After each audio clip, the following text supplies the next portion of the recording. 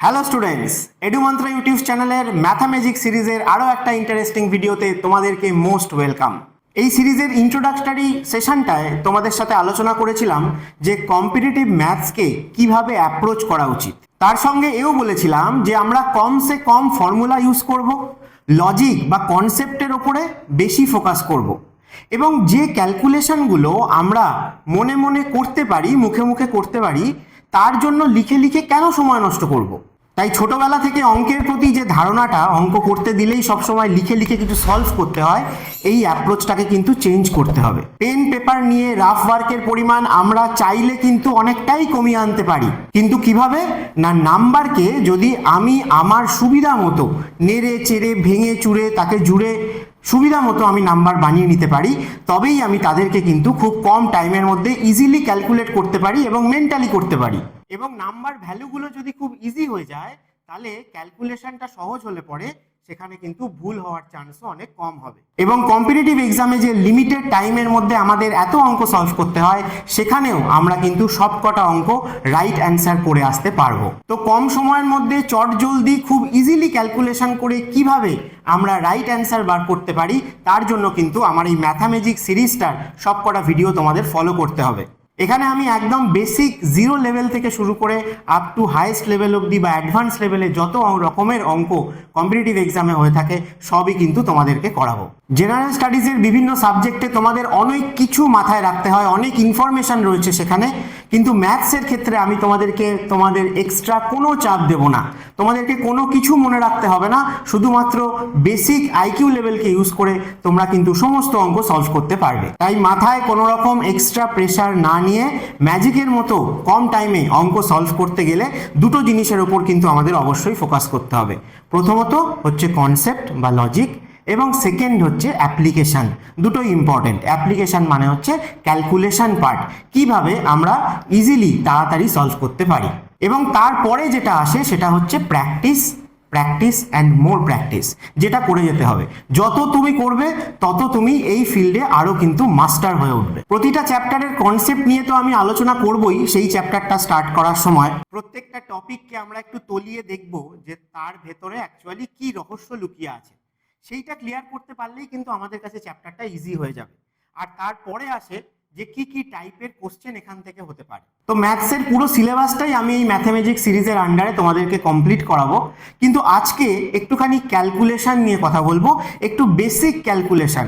কারণ তোমরা দেখো যে চ্যাপ্টারেরই যা অঙ্কই হোক না কেন, সেখানে আমাদের ছোটবেলাকার যে চারটে বেসিক অপারেশন, অর্থাৎ যোগ বিয়োগ গুণ ভাগ, অ্যাডিশন সাবট্রাকশন, মাল্টিপ্লিকেশন আর ডিভিশন, এইদেরকে কিন্তু তুমি অ্যাভয়েড করতে পারো না।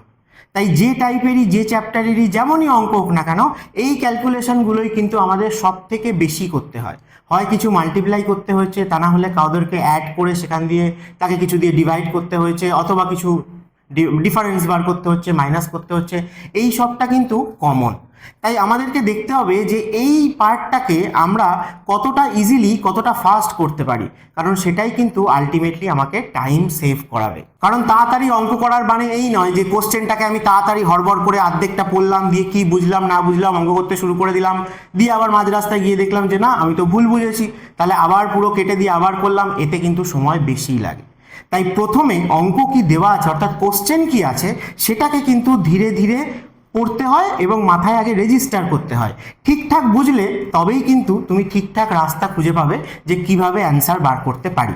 তারপরের কাজটাই সব থেকে ফাস্ট আমরা করতে পারি, সেটা হচ্ছে আমি জানি যে কোন রাস্তা দিয়ে গেলে আমি ওই ডেস্টিনেশনে পৌঁছবো, শুধু আমাকে যেতে হবে। এবং যত তুমি অঙ্ক প্র্যাকটিস করে যাবে, যত দিন ধরে কন্টিনিউ করে যাবে, ডেলি করে যাবে, তত দেখবে তোমার এই রাস্তাটা কিন্তু খুব তাড়াতাড়ি তুমি কভার করতে পারছো। তাই আজকে একটু এই বেসিক অপারেশনগুলো নিয়ে একটু কথা বলি।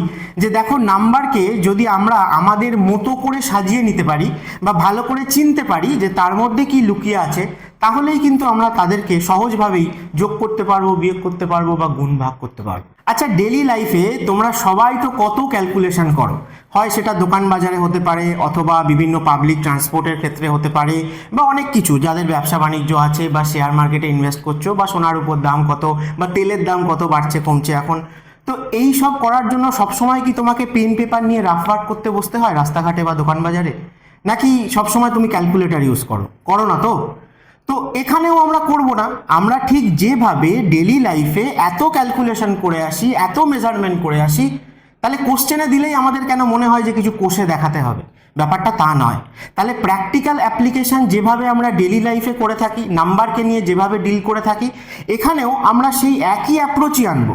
এবং আমি তো আরো একটা কথা বলি, যে টাকা পয়সা নিয়ে হিসেব করতে দেখবে আমাদের কারোরই খুব একটা কিছু ভুল হয় না, কারণ আমরা মানে ভুলবশতও কাউকে 1 পয়সা ছাড়তে রাজি নই। তাহলে এখানে কোশ্চেনে যে নাম্বারগুলো আসবে সেগুলোকেও আমরা টাকা পয়সা হিসেবেই ভাববো। তাহলে টাকা পয়সার ক্ষেত্রেও যেমন খুচরো থাকলে হিসেব করতে একটু কষ্ট হয় বা সময় বেশি লাগে, নোট থাকলে সুবিধা হয়। তাহলে নাম্বারগুলোকে আমি আমার পছন্দ মতো সুন্দর সুন্দর টাকার নোট বানিয়ে নিয়ে ক্যালকুলেশন করতে পারি। তাতে আমাদের টাকা পয়সা যেহেতু, ভুল তো হওয়ার চান্সই নেই। তো চলো এক এক করে দেখে নেওয়া যাক। কিন্তু তার আগে এটা বলে দিই যে এগুলো কিন্তু কোনো ফর্মুলা নয়, বা এর কিন্তু কোনো ডেফিনিট রুল নেই। তোমার নিজের বেসিক আইকিউ লেভেল বা বাস্তব বুদ্ধিকে তুমি যদি অ্যাপ্লাই করো, তাহলেই এখানে তুমি সহজভাবে কিন্তু ক্যালকুলেশন করতে পারবে। আমি শুধু তোমাদেরকে কিছু পথের সন্ধান দিচ্ছি, কিছু ওয়ে আউট দেখাচ্ছি, যে দেখো এভাবেও কিন্তু সলভ করা যায়। কিন্তু এটাই শেষ নয়। এখান থেকে তুমি যত আরো বেশি নাম্বার নিয়ে নাড়াচাড়া করবে, যত আরো ক্যালকুলেশন করবে, এবং আমরা তো আর রোজ যোগ বিয়োগ গুণ ভাগ প্র্যাকটিস করতে বসবো না, তাহলে আমরা নর্মাল অঙ্ক প্র্যাকটিস করব এবং তার মধ্যে ক্যালকুলেশনগুলো বারবার আসবে।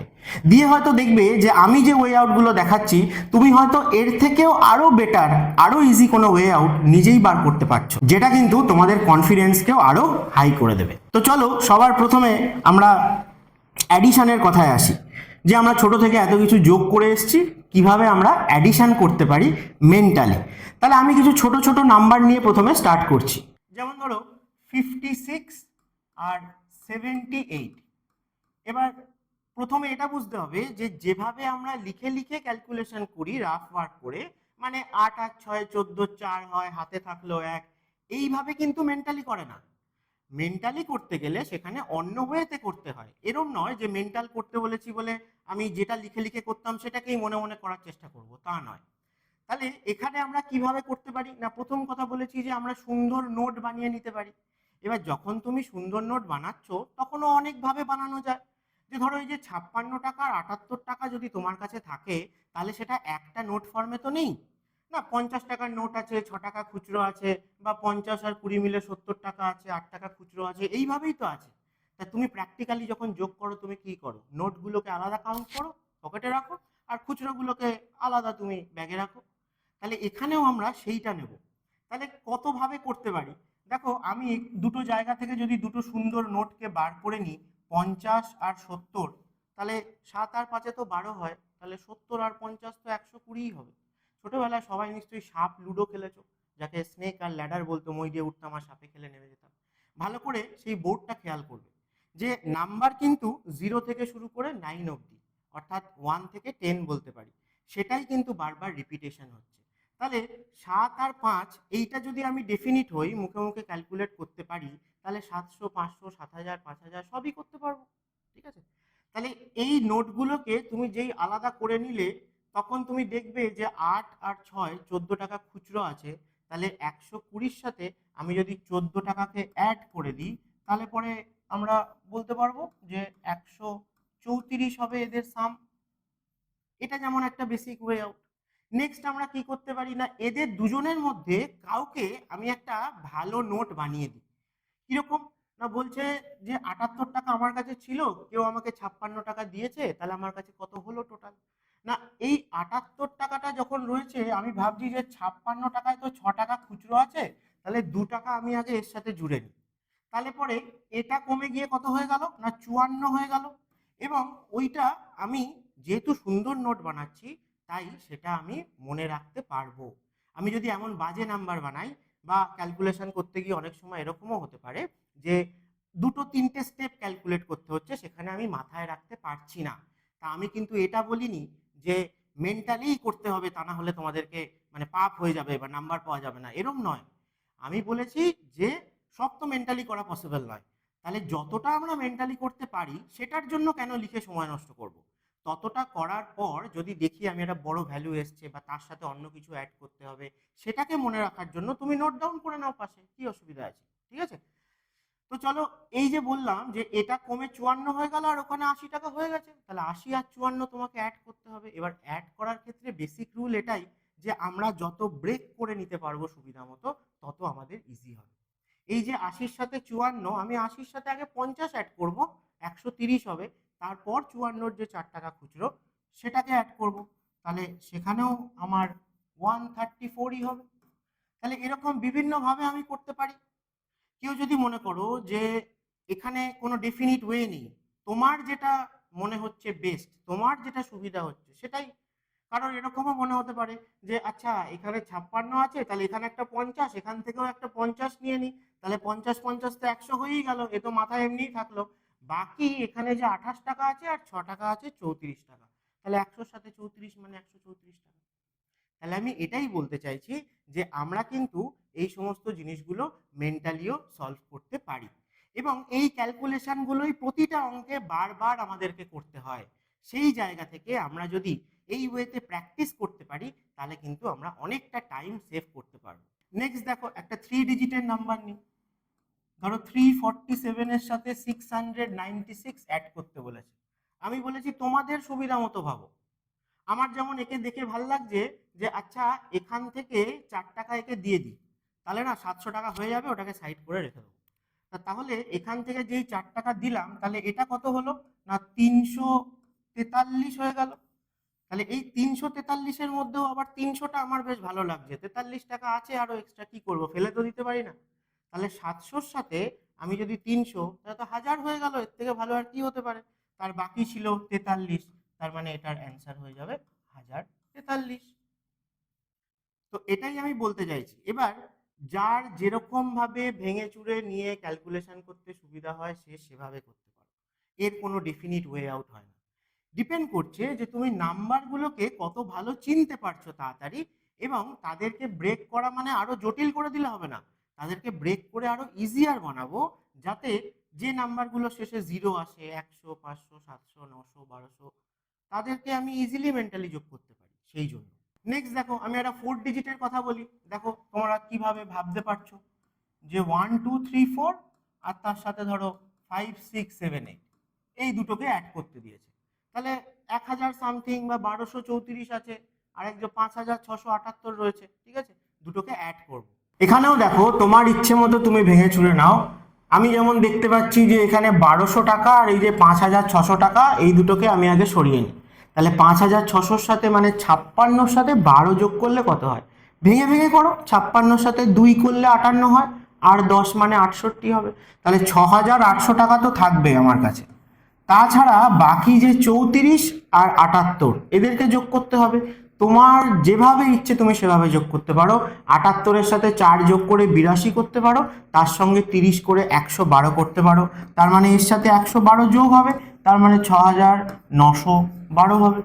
অথবা দেখো, তোমরা যদি কেউ এটা বুঝতে পারো যে এখানের যে 1200 আর 5600 একে যে আমি নিয়ে নিয়েছি, বাকি আমার 34 আর 78, 78 100-র থেকে কত কম না 80 মানে 20 কম, 78 মানে আরো 2 22 কম। তাহলে এই 34 থেকে যদি 22 আমি ওকে দিয়ে দিই, তাহলে আমার এখানে 12 পড়ে থাকে, আর ওদিকে একটা 100 হয়ে যায় 78 আর 22 মিলে। তাহলে পরে আমার 6800-র সাথে 100 একটা 6900, আর তার সাথে 12 টাকা খুচরো আমি অ্যাড করে নেবো। বলো আমি কি বোঝাতে পারছি যে কিভাবে আমরা কিন্তু চাইলে মেন্টালিও করতে পারি। এবার এখানে আমি লিখে লিখে তোমাদের দেখাচ্ছি যে মাথার ভেতরে এইভাবে ব্যাপারটা চলবে। এবার প্রথম প্রথম তোমরা যখন প্র্যাকটিস করবে একটু লিখে লিখে করারই চেষ্টা করো, কারণ লিখে লিখে করতে করতে যত তোমাদের এর ইনার মিনিংটা ক্লিয়ার হবে, তত কিন্তু তোমরা এর পরে গিয়ে আরো মেন্টালি বড় বড় নাম্বারও ক্যালকুলেশন করতে পারবে। বা এখানেও কারোর যদি মনে হচ্ছিল যে 5600 আর 1200-কে একসাথে আমি নেব না, তাহলে সে 5000, 1000, 6000 নিয়ে সরিয়ে রেখে দাও, 600 আর 200 নিয়ে 800 নিয়ে সরিয়ে রেখে দাও, বাকি 78 আর 34 তোমার উপর ডিপেন্ড করছে কিভাবে করবে। 78 আর 34 তুমি 70 আর 30 100 করতে পারো, বাকি 8 আর 4 12, ঠিক আছে। তাহলে এগুলো ওই জন্যই বলছি কোনো ডেফিনিট ওয়ে নয়। কিন্তু দেখো সবসময় এরকম ক্যালকুলেশন করতে দিলেই তলায় তলায় লিখে আমাদের যোগ করে বার করতে হয়, এটা কিন্তু আমাদের অভ্যাস বা আমাদের ছোট থেকে শিখে আসা একটা মানে ভুল ধারণা যে অঙ্ক করতে দিলেই লিখে ক্যালকুলেশন করতে হয়, এরকমটা নয়। যতটা আমরা মেন্টালি করতে পারবো ততটা আমরা মনে মনেই করব, বাকি রেজাল্টটা কোনো জায়গায় যদি মনে রাখতে পারছি না বা আরেকটা ক্যালকুলেশন করতে হবে তখন আমি সেটাকে লিখে নোট করে নেব। তাহলে যোগ করার ক্ষেত্রে মেনলি এটাই আমরা চেষ্টা করব যে যত নাম্বারকে ভেঙে দেওয়া যায়, ব্রেক করে দেওয়া যায়, আমার সুবিধা মতো সুন্দর সুন্দর টাকার নোট বানানো যায়, তত কিন্তু আমি ইজিলি অ্যাডিশন করতে পারবো। তো এরপরে আসি, দেখো সাবট্রাকশন বা দুটো নাম্বারের ডিফারেন্স নিলে যা করতে হয় আর কি। এবার অ্যাডিশন আর সাবট্রাকশন এই জিনিসটা আলাদা করে আর আমাদের এখন আসে না, কারণ আমরা প্লাস মাইনাসের কনসেপ্ট শিখে গেছি, তাই না? তার মানে আমরা বলতে পারি আইদার দুটোকে অ্যাড করতে হবে অথবা তাদের ডিফারেন্স নিতে হবে, কারণ আমরা প্লাস মাইনাস দুটো নিয়েই আমাদের অপারেশন করতে হয়। তাহলে যখন আমি ডিফারেন্স বার করছি, ধরো 83 আর 56 এদের ডিফারেন্স চেয়েছে, তাহলে আমার কি কি অ্যাপ্রোচ হতে পারে না? প্রথম কথা হচ্ছে, যদি দুটো নাম্বার খুব কাছাকাছি থাকে, সেটা বড় নাম্বারের ক্ষেত্রেও হতে পারে, তখন একটা থেকে আরেকটায় স্টেপ বাই স্টেপ কাউন্ট করা। এটাও হতেই পারে যে 56 সাথে তুমি জানো যে 4 দিলে পরে সেটা 60 হয়ে যায়, তারপরে আরও 20 দিলে পরে 80 হয়, তারপরে আরও 3, তার মানে 3 আর 4 ওদিকে 7 আর এদিকে 20, তার মানে এদের ডিফারেন্স হবে 27। আবার দেখো, আমরা যদি এই দুটোর মধ্যে কোনো একটাকে সুন্দর টাকার একটা নোট বানিয়ে নিই, ধরো আমার মনে হলো 56কে বানাবো, তাহলে 56-এর সাথে 4 অ্যাড করলে পরে সুন্দর একটা নোট পাই আমি, তখন আমাকে এদিকেও কিন্তু 4 অ্যাড করতে হবে। তাতে কি হবে, একটা যেই সুন্দর নাম্বার হয়ে যাবে, এদেরকে আমরা কিন্তু ইজিলি, মানে এদের দিকে তাকিয়েই আমরা কিন্তু এদের ডিফারেন্স বার করতে পারবো।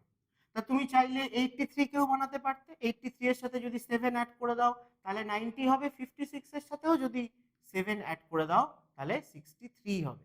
63 আর 90 এর মধ্যে ডিফারেন্স তাহলে বার করতে হবে 27।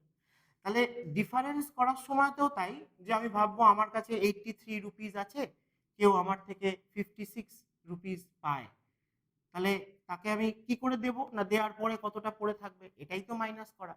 তাহলে 83 এর মধ্যে আমরা কি করব না, 3 টাকা আগে খুচরো তো সরিয়ে রাখবো, বলবো ঠিক আছে তুমি 80 টাকা দিচ্ছি, 56 টাকা কেটে বাকিটা ফেরত দাও।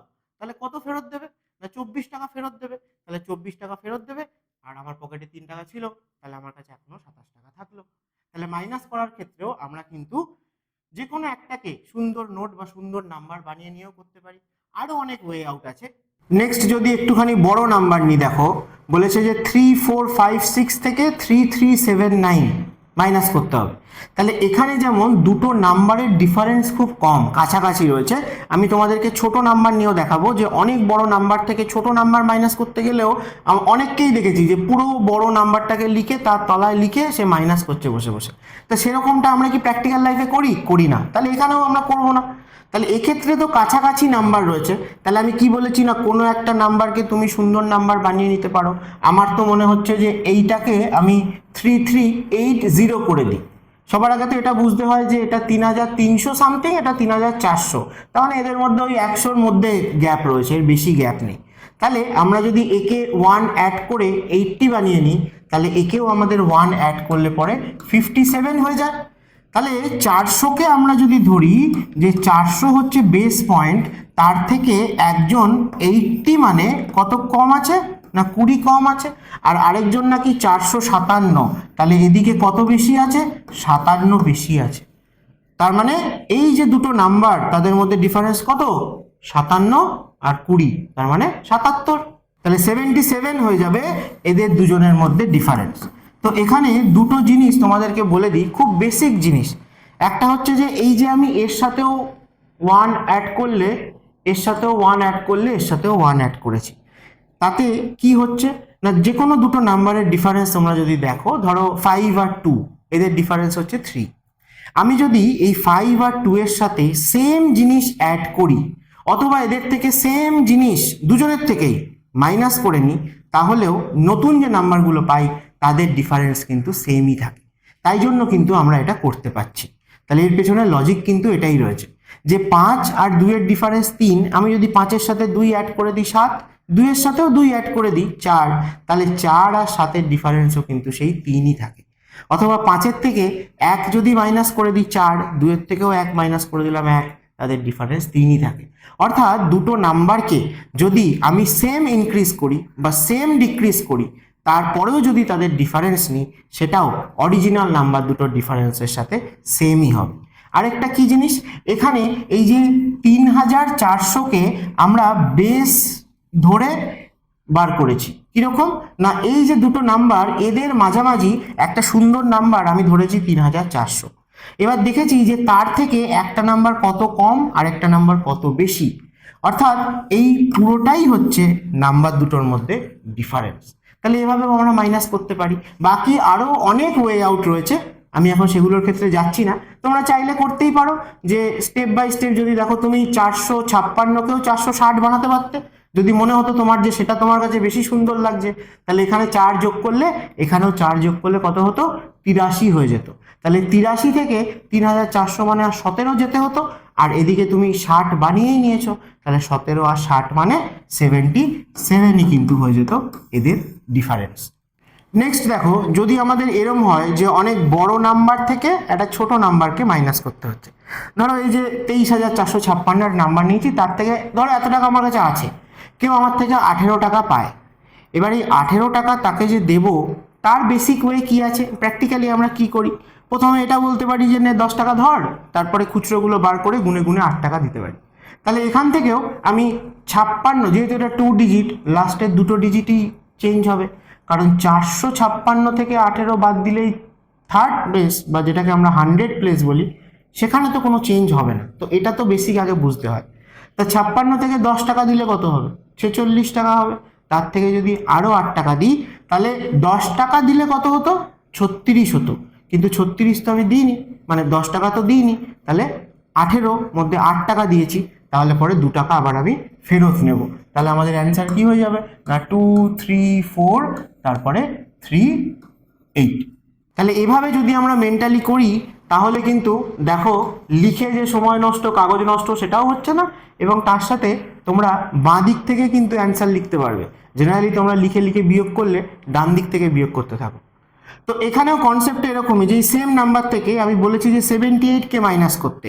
তা দেখো তোমার কাছে যদি পকেটে এত টাকা সত্যিই থাকে, এবং তুমি যদি দোকানে গিয়ে কিছু একটা কিনেছো যার প্রাইস হচ্ছে 78, তোমাকে দিতে হবে, তুমি কি করো, তুমি কি পুরো টাকাটা দোকানদারকে দিয়ে দাও, তারপর দোকানদার 78 কেটে আবার বাকি টাকাটা তোমাকে ফেরত দেয়? এটা তো করো না, না প্র্যাকটিক্যালি।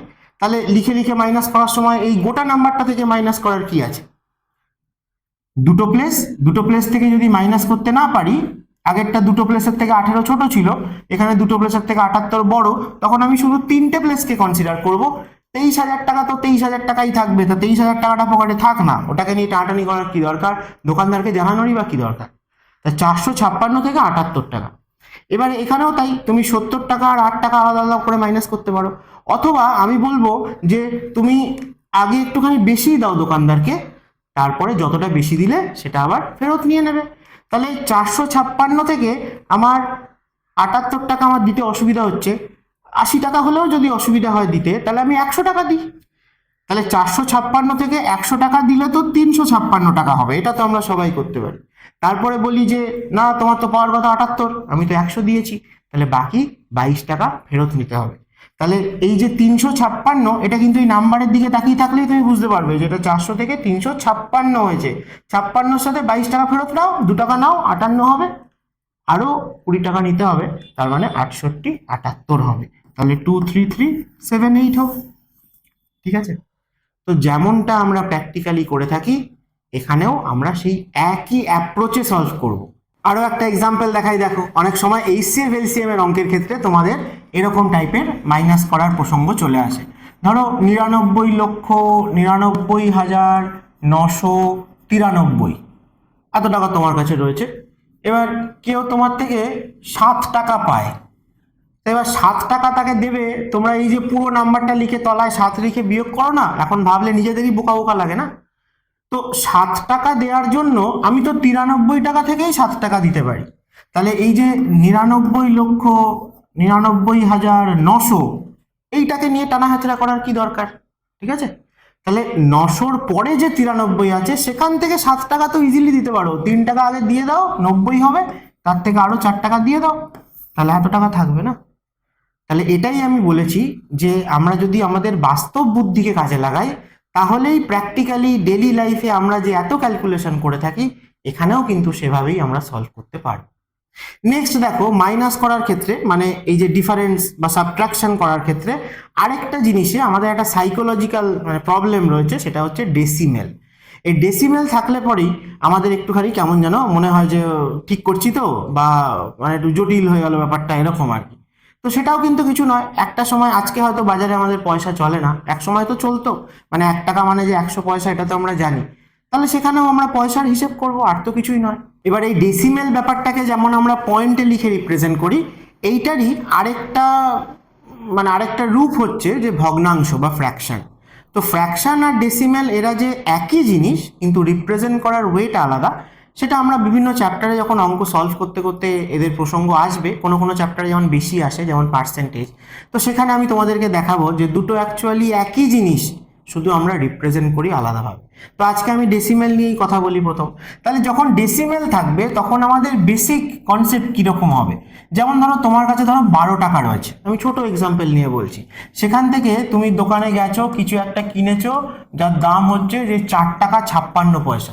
তো তোমাকে 12 টাকা থেকে 4 টাকা 56 দিতে হবে। তো এবার কথা হচ্ছে আমরা চেষ্টা করব বেশি দিতে, যতটা বেশি দিলাম ফেরত নেব, তাহলে সমস্যাটা কম হবে। তাহলে 12 থেকে 4 না মাইনাস করে আমরা বলবো যে আচ্ছা 4 টাকা 56 নাও, 5 টাকা নাও। তাহলে 12 থেকে 5 টাকা দিয়ে দিলে পরে আমার কাছে 7 টাকা তো থাকবে, এটা তো ডেফিনিট। তারপরে তোমার মনে হবে যে আরে তুমি তো 4 টাকা 56 পেতে, আমি তো 5 দিয়েছি, তাহলে বেশি দিয়েছি, তাহলে যেটা বেশি দিয়েছি সেটা এবার ফেরত নিয়ে নাও, হয়ে গেল, গল্প শেষ। অথবা এরকম হতে পারে যে তোমার কাছে 12 টাকা 46 পয়সা আছে, তোমার থেকে কেউ 4 টাকা পায়, তাহলে সেক্ষেত্রে তো আরো সোজা, তুমি 46 পয়সাকে আলাদা সরিয়ে রেখে দাও, 12 থেকে শুধু 4 টাকা দাও, তাহলেই হবে। এবার এখানে হতে পারে যে আরো অনেক ডেসিমেল চলে আসছে, বা দুটো নাম্বারের মধ্যেই ডেসিমেল চলে আসছে। তো আগে আরেকটু বড় এক্সাম্পল আরেকটা দেখে নিই। যেমন ধরো তোমার কাছে 212 টাকা আছে, কেউ তোমার থেকে 8 টাকা 65 পয়সা পায়, তাহলে আমরা কি করব, না 65 পয়সা দিতে পারছি না, তা 212 থেকে আগে 9 টাকা দেবো। 212 থেকে 9 টাকা দিলে পরে তাহলে তোমার 203 টাকা তো থাকবে, বাকি একই বলবে যে 65 পয়সা পাওয়ার কথা, সেই জায়গায় আমি তোমাকে 1 টাকা দিয়েছি, তাহলে কিছু তো আমি ফেরত পাবো, তাহলে যতটা ফেরত পাবে সেটা আবার নিয়ে নেবে। এবারে চলো, যদি এরকম থাকে যে 337 টাকা 46 পয়সা, তার থেকে কেউ ধরো পায় 112 টাকা 72 পয়সা, এরকমও থাকতে পারে, তাহলে আমরা চাইলে এটাকেও মেন্টালি করতে পারবো। আজকে হয়তো প্রথম প্রথম কারোর দেখে মনে হচ্ছে যে বাবা এটা তো অনেক বেশি জটিল, এটাকে তো তলায় তলায় লিখে মাইনাস করলে আমি এর থেকে তাড়াতাড়ি করতে পারবো, কিন্তু সেটা তুমি এতদিন করে এসছো বলে তোমার মনে হচ্ছে ওভাবে পারবে, কিন্তু আলটিমেটলি যদি এই ওয়েটা তোমরা প্র্যাকটিস করো তাহলে কিন্তু বুঝতে পারবে যে কিভাবে তোমরা অনেক কম টাইমে সলভ করতে পারছো। কারণ লিখে লিখে তুমি 2-4টে করে নেবে, সব অঙ্কের জন্য সেইভাবে করতে গেলে তুমি কিন্তু অনেক বেশি টাইম এবং লেবার সেখানে দিচ্ছ।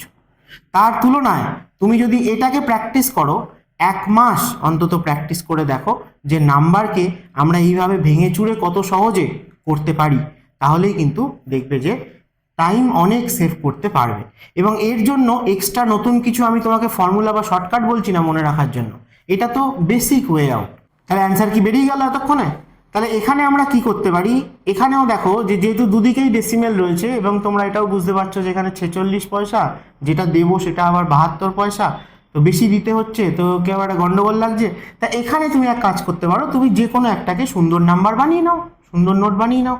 তাহলে এখানে সুন্দর নোট বানাতে গেলে কাকে বানানো আমার ক্ষেত্রে ইজিয়ার হবে বা সুবিধা হবে, না যে নাম্বারটা থেকে আমি মাইনাস করছি সেখানে ডেসিমেল থাকলে আমার প্রবলেম কম হয়, বাকি যে নাম্বারটা মাইনাস করব সেটা যদি হোল নাম্বার থাকে সুবিধে, তাহলে ডেসিমেলটা একই থাকবে। তাই আমি চেষ্টা করব যে এইটাকে আমি একটা হোল নাম্বার বানাতে।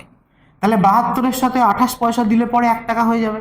এবার এই যে 28 পয়সা ওদিকেও দিয়েছো, আমি কি বললাম না এদের দুজনের ডিফারেন্স যা হবে, এদের প্রত্যেকের সাথে সেম জিনিস অ্যাড করে ডিফারেন্স নিলেও সেমই আসবে। তাহলে ওদিকেও 28 পয়সা অ্যাড করেছো, এদিকেও তাহলে 28 পয়সা অ্যাড করতে হবে। 46-এর সাথে শুধু 28 পয়সা অ্যাড করতে কত হয়, না 30 অ্যাড করো, 46-এর সঙ্গে 30 মানে 76 হবে, তার থেকে 2 কমিয়ে দাও, তাহলে 74 পয়সা। তাহলে 337 টাকা 74 পয়সা হয়ে গেছে এখন, তার থেকে মাইনাস করব কত, না 113। 337, এখন আমি 74 বানিয়ে নিয়েছি, তার থেকে তোমাকে 113 মাইনাস করতে হবে। তাহলে যেভাবে মাইনাস করতে ইচ্ছে হয় তোমার, 37 থেকে আগে 13কে বাদ দিয়ে দাও, তারপরে 100 বাদ দাও।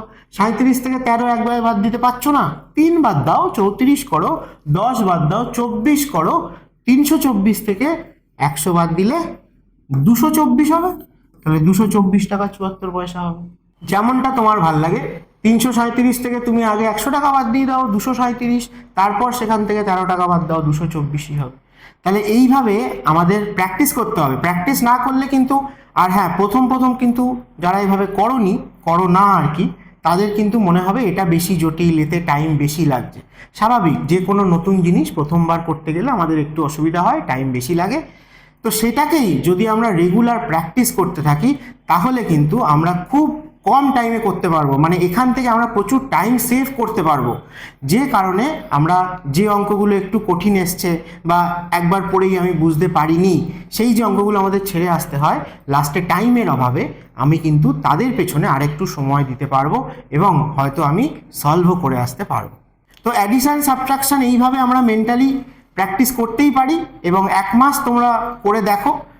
তা বলে সকালবেলা উঠে যোগ বিয়োগ করতে বসো না, রোজ অঙ্ক সলভ করো। সলভ করতে করতে যখন ক্যালকুলেশন আসবে, সেই জায়গায় এই মেথডে মেন্টালি কতটা করতে পারি এইটা অভ্যেস করো। তাহলে কিন্তু তোমরা লং রানে কিন্তু বেশি রেজাল্ট ভালো পাবে। তো আজকের সেশনটায় এই দুটো ওয়ে দেখালাম। নেক্সট ভিডিওটাতে তোমাদেরকে দেখাবো যে কোনো রকম নামতা বা টেবিল মনে না রেখেও, কোনো রকম কিছু মনে না রেখেও আমরা কিন্তু যে কোনো নাম্বারকে ইজিলি মাল্টিপ্লাই এবং ডিভাইড দুটোই করতে পারবো। কিন্তু যেহেতু আমি এটা বলছি যে তোমাদের কোনো নামতা টেবিল মনে রাখতে হবে না, তাও তোমরা মাল্টিপ্লাই করতে পারবে বড় বড় নাম্বার, তার জন্য নিশ্চয়ই ইন্টারেস্টিং অন্য কোনো ওয়ে আউট আছে। সেটা নিয়ে দেখা হচ্ছে পরের সেশনে।